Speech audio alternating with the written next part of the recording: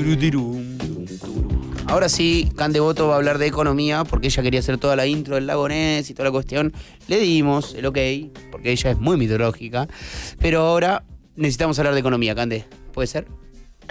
Me parece perfecto, hay que estar informada porque hoy Martín Guzmán vuelve de su viaje a Venecia, donde se juntó con ministros de Economía y sobre todo lo más importante con Janet Yellen, que es la secretaria del Tesoro. ¿Y por qué todo esto nos importa? Porque obviamente hace al marco de negociación con el Fondo Monetario Internacional y un poco lo que charlamos hace un par de semanas de la renegociación con el Club de París.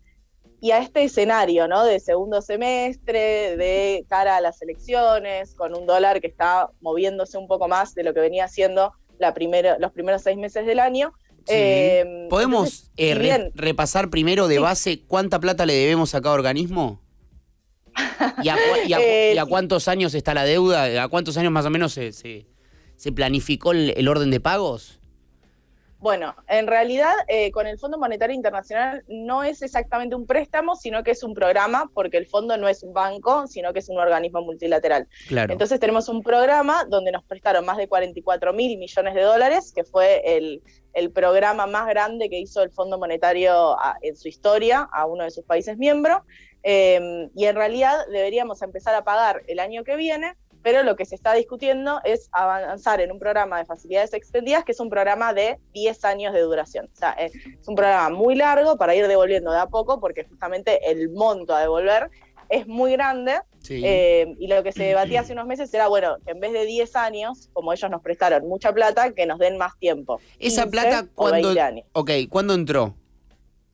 Y entró en varios... O sea, decime. No, pensá que el fondo volvió recién en abril de 2018, se volvió a hablar del Fondo Monetario en Argentina, y empezó a mitad de ese 2018 y se dieron los pagos segundo semestre de 2018 y durante todo 2019, o sea, fue durante la segunda mitad del gobierno de Mauricio Macri. Entonces también está la discusión política, porque claramente era un préstamo, un programa muy condicionado por la política y por el apoyo de Donald Trump al gobierno de Mauricio Macri. ¿Y qué hicimos con esa plata?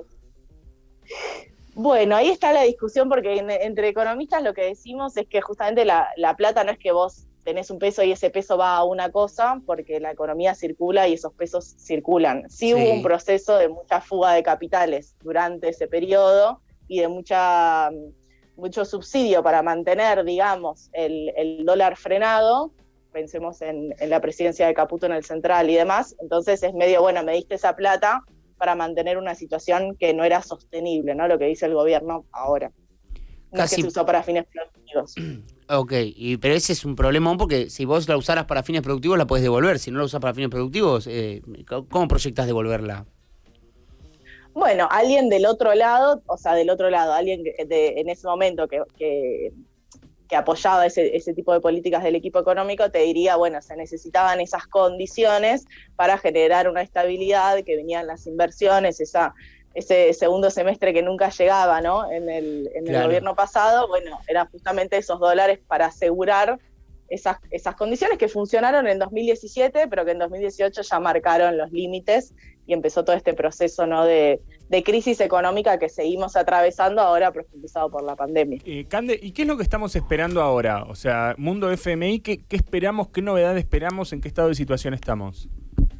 Bueno, la reunión de ayer fue muy importante porque era una reunión que se venía esperando hace bastante. Pensemos que Estados Unidos tiene el voto más importante dentro del Fondo Monetario, entonces si tenemos el apoyo de Estados Unidos es más fácil conseguir ese acuerdo.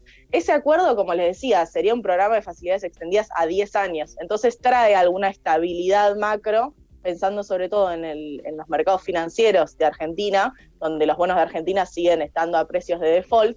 Entonces eso disminuiría el riesgo país, se supone que mejoraría el precio de los bonos y generaría esa estabilidad macro que tanto se espera en Argentina. Ahora, sí, lo que se piensa en este año electoral es que justamente ese acuerdo no va a llegar antes de las elecciones. Entonces estamos ahora en un proceso de estos meses hasta noviembre, donde, bueno, todo parece estar un poco colgando con hilos, ¿no? Ok, ¿y ese acuerdo tiene alguna fecha clave o es reunión y de repente se resolvió o se siguió pateando? O sea, ¿hay algún deadline o son reuniones hasta que se resuelve?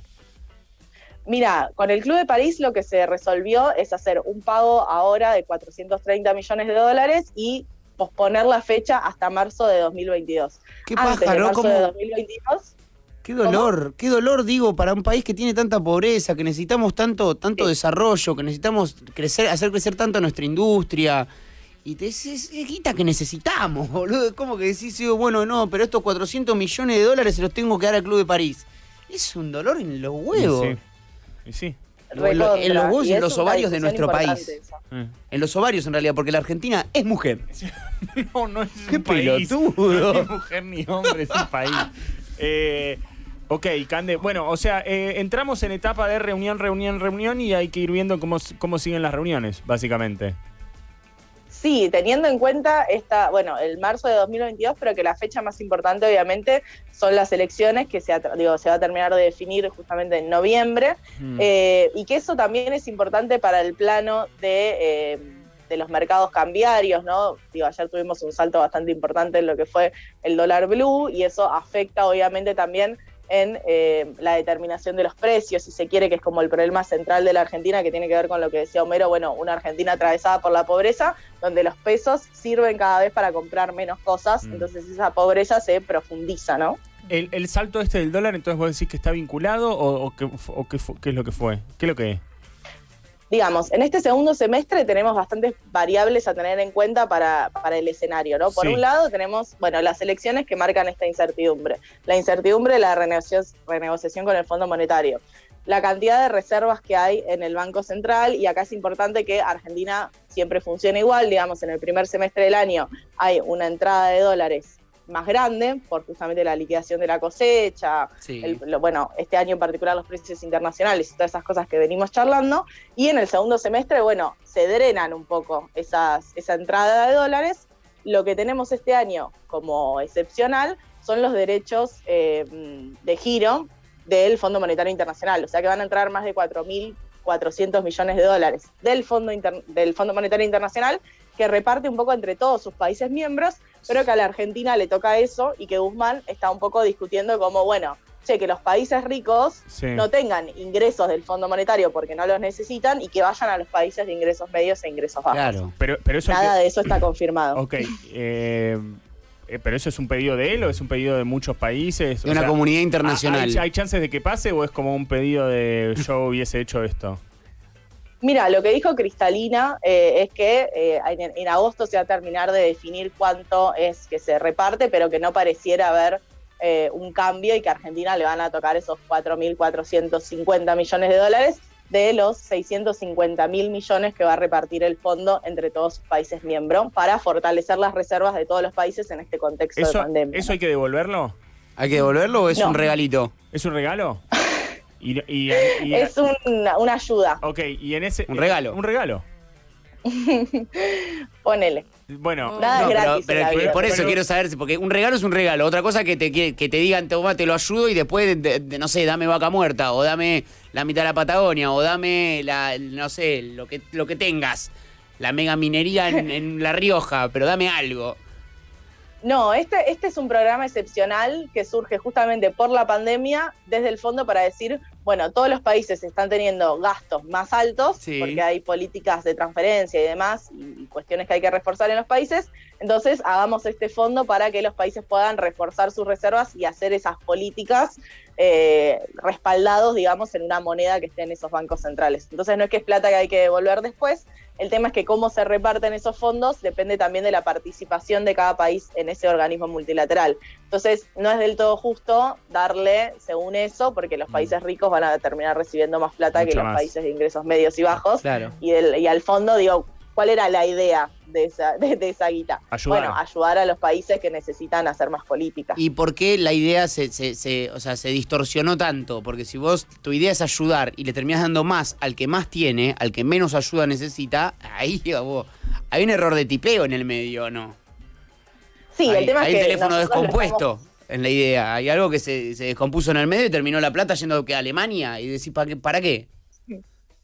Bueno, pero nosotros porque lo pensamos justamente como país, bueno, como Argentina, como Latinoamérica y como un país de ingresos medios bajos. Pero en realidad un trabajador en Alemania te podría decir, bueno, yo también necesito política pública y un alemán del gobierno te diría, bueno, yo esa política pública la tengo que hacer respaldado en ingresos porque no puedo emitir libremente, menos en Europa con el euro y todas las complicaciones que tienen. Digo, son disputas. Pero tienen si reservas. Lo analizás en términos relativos es fácil, pero si lo analizás como desde cada país, y ahí empieza la tensión. Claro, totalmente. Te hago una pregunta así como bien argenta. ¿Qué pasa si no le pagás al Club de París, por ejemplo? Bien. O sea, dejás de atender el teléfono, que es una técnica que yo he adaptado más con familiares, cosas así que vos decís, si yo le debo a una tarjeta, en algún momento le tengo que pagar porque voy a entrar en el veraz, porque se me explotan intereses, etcétera, etcétera. Entonces, bueno, medio que te obliga. Sí. Ahora, si yo le digo a mi vieja, bueno, la pateamos, mami. La pateás, ¿viste? Le decís, te lo devuelvo. Mirá, estoy medio apretado, mamuchi. Es todo, ¿viste? Todo hasta que mamuchi te dice, hijo, olvídate, ya me olvidé de eso. Y todo sale bien. No se habla, no se vuelve a hablar del tema. Se vuelve a hablar. Hay veces que hay deudas en familia que no se hablan más. Porque no puede ser tan careta de venir a decirte algo. Dale, no basta. Te va a decir nada. No lo va a poder porque es tu madre o es tu padre. Sí, no puede consigo mismo. Entonces, ¿qué pasa con el Club de París? Si vos le decís, ¿es un organismo privado o no?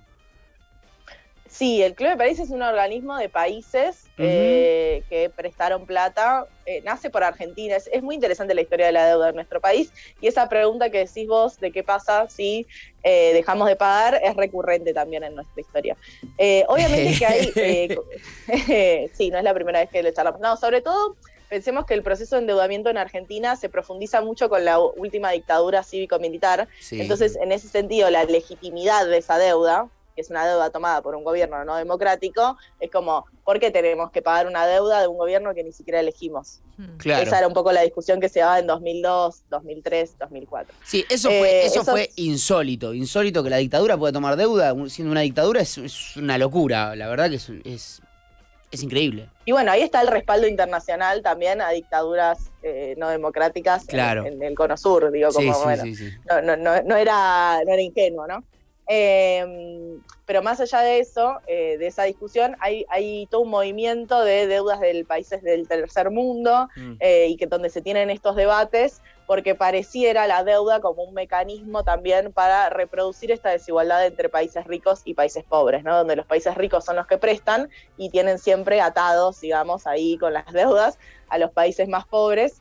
El tema es que hay obviamente un montón de represalias cuando vos no cumplís con ese pago de deudas. No es que decís, bueno, no atiendo el teléfono y ya, sino que, por ejemplo, en el FMI tendrías que salir del organismo, o sea, tendrías que cortar la relación de Argentina con el Fondo Monetario y eso va a tener impacto en los mercados financieros, en el riesgo país, en la relación con los exportadores. Digo, te puede haber sanciones económicas, puede haber bloqueos económicos. Digo, tienen mucho poder de acción los países más grandes justamente para obligar a los países más chicos a que cumplan con sus obligaciones. Claro, te la cubanean.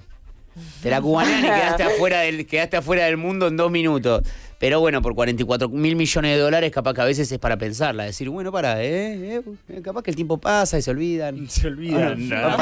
La gente muere. La gente muere y nace otra gente y va cambiando todo. Sí. Capaz que vamos afuera del mundo 10 años, 20, 10, lo lindo, 100. Sí. O sea, no podrías hacer eso nada más. No podrías solo no pagar la deuda. Tendrías que pensar en un esquema donde, bueno, el Estado tenga una mayor participación en las exportaciones, en el sistema bancario, en el mercado financiero. Digo, tendría que ser como una reforma mucho más profunda y ahí se pone muy importante la perspectiva regional, ¿no? Como, bueno, ¿qué apoyos habría desde Latinoamérica? Es una discusión muy estructural, decir, no al pago de la deuda, bueno, en realidad es, bueno, una reforma a todo el sistema de comercio exterior, al sistema bancario, como hay que organizarse entre todos los países que debemos guita y no pagar nada. Ponernos del orto al mundo. Vamos, China Rule. Llegó China Rule. China arrancó con Tuti, con todo el ejército. ¿Viste? O cuando lo vimos el otro día, ¿lo viste lo de China, lo del ejército todo formado y el chabón dando el discurso de arriba a un auto en movimiento? Ay, no lo vi. Oh, no te lo pierdas porque es una hermosura total. Me dijo Max, nuestro columnista de tecnología, que había cosas digitales ahí. ¿Viste que parecía? Que había aviones agregados. Sí, creo que sí, había cosas Ay, qué agregadas. trucho, qué triste Es eso. re triste. Qué triste mostrar 100.000 misiles y que solo haya 3.000 y el resto sean Sí. copy-paste como en el Señor de los Anillos. Y hay un poquito de falopa en toda la movida Sí, china.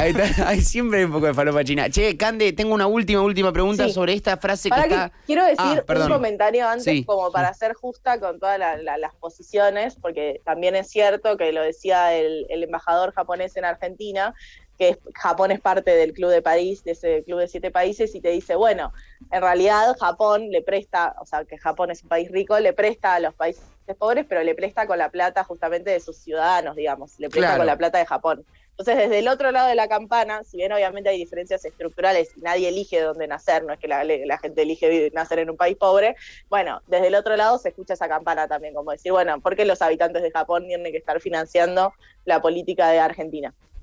Bien. Claro. La Claro, tiro. claro, sí, Está totalmente. bien, Sí, está sí, bien, si uno es el sí. prestamista, obvio que uno se pone Sí, en un sí, lugar de, siempre. che, lo más justo es que me la devuelva, vos me la pediste. Ahora, si ustedes la patinaron, la licuaron o la sacaron, la fugaron o algo, el problema no es mío, yo te la presté. Total. Me la tenés En que tal devolver. caso- en tal El caso tema es vos- que a veces nosotros, uno como ciudadano, se termina sintiendo medio preso de las decisiones de unos pocos que decís, che, al final, o sea, yo como Totalmente. ciudadano, ¿qué carajo tengo que ver con esto? Vos lo ¿Yo votaste. qué tengo que ver Y con vos los lo- 40.000 millones que pidió este tipo o aquel o este otro? No me importa. Y vos lo votaste. Yo no. Tugo. No, Tugo. fue Tugo. Tugo. No, yo no. Y no vas a encontrar mucha gente que te diga yo lo voté hoy en día tampoco. O sea, Sí, el que lo hay. votó no se hace cargo. Sí, hay. Yo te iba a preguntar sobre esta frase que da vueltas acá por los Infoboys, que te dicen se están quemando todas las reservas para mantener el precio del dólar, entonces esto no da para más, va a explotar y el dólar se va a ir a 220. Esa es una frase muy de asado, o sea, no entra en tecnicismos de ningún tipo, no tiene mucho compromiso técnico, pero está dando vueltas esa frase. ¿Qué podemos decir Sí, al respecto? hay una cuestión de experiencias también, sobre todo de las últimas elecciones y de todas las elecciones después del 2005, de una devaluación muy brusca post-elecciones. Acá lo más importante es tener en cuenta un poco los fundamentals que les decimos en economía, que son Sí. como las variables duras, ¿no? Como, bueno, ¿cuál es el tipo de cambio real? ¿Cuál es el estado de las reservas? ¿Cuáles son las presiones para que esa devaluación suceda? Hoy en día hay margen de maniobra para manejar el mercado cambiario, que está súper regulado. No estamos como en 2019, que no había Ajá. casi regulaciones, sino que hay muchas regulaciones, entonces eso está bastante contenido. Tenemos entrada de dólares, tenemos todo el fondo, entonces hay condiciones para decir, bueno, esta situación se puede mantener y no es que de un día para el otro el dólar va a pasar de, no sé, 160 que está el solidario ahora a 220, para tomar el número que dijiste vos. Sí. Eso no quiere decir que esto no pueda ir cambiando. ¿En qué sentido? Bueno, si la inflación sigue arriba del 3%, que el jueves vamos a saber el dato de inflación, así que lo charlamos la semana que viene, bueno, eso puede empezar a generar presiones para que haya una devaluación, pero no necesariamente tiene que ser una devaluación tan brusca como la que venimos teniendo, por ejemplo, en 2019, ¿no? Que fue Claro. como la última hecatombe. Claro. Bueno, Cande, clarísima, gracias. Síganla en @candelaria.voto, pero no la molesten mucho porque ahora está en sus vacations. O sea, de acá se va a unas termas ¿Cuándo volvés, Cande? a hacer un baño de inmersión tibio entre la nieve. ¿Cuándo volvés? ¿Volvés? El sábado vuelvo. Ay, no Oh. me digas. O sea, el martes que viene ya voy a estar en mi departamento ahí abajo de Homero. Bien, perfecto. Perfecto, el martes ya tengo que Miedo. comer entonces, seguro. El martes ya puedo pedir. Ya podés comer. Ya tengo para pedir no, plata. No pedir delivery. O pedir Qué plata. lindo. Uy, pedir encima voy a tener financiamiento. chocolates. Hoy, Bueno, no, hoy. Lleva- Una lleva- buena vecina le lleva al Sí, vecino sí. algo, ¿o no? Adiós. Chocolatini. El vecino, yo tengo alguna que otra cosita para Vas a- intercambiar por chocolates. Cande, vas a Ah. tener buena, Especias. buena Medici, eso seguro. @candelaria.voto. Apostado por queridos humanos. Gracias, Cande. Besote, abracito. Eso. Adiós. Tito.